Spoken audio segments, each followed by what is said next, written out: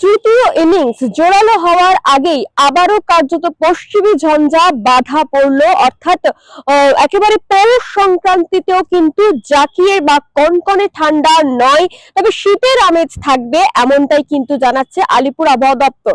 এবং যে মূলত বিষয়টা পশ্চিমী ঝঞ্ঝার কারণেই কিন্তু গতকাল অর্থাৎ রবিবার থেকেই শহর কলকাতা সহ জেলার দিকেও কিন্তু তাপমাত্রা বাড়তে শুরু করেছিল এবং আজকে সর্বোচ্চ তাপমাত্রা যেটা থাকছে 28 ডিগ্রি সেলসিয়াস এবং সর্বনিম্ন তাপমাত্রা কিন্তু থাকছে 17 ডিগ্রি সেলসিয়াস শহর কলকাতায়, এবং জেলার দিকে সেই অর্থাৎ সর্বনিম্ন তাপমাত্রা 15 থেকে 16 ডিগ্রি সেলসিয়াসের মধ্যেই থাকছে। তবে সেই সঙ্গে উত্তরবঙ্গের দার্জিলিং এ কিন্তু আজকে তুষারপাতেরও সম্ভাবনা রয়েছে এবং জলপাইগুড়ি, কোচবিহার, উত্তর দিনাজপুরে কিন্তু ঘন কুয়াশার সতর্কবার্তা জারি করা হয়েছে আলিপুর আবহাওয়া দপ্তরের তরফ থেকে।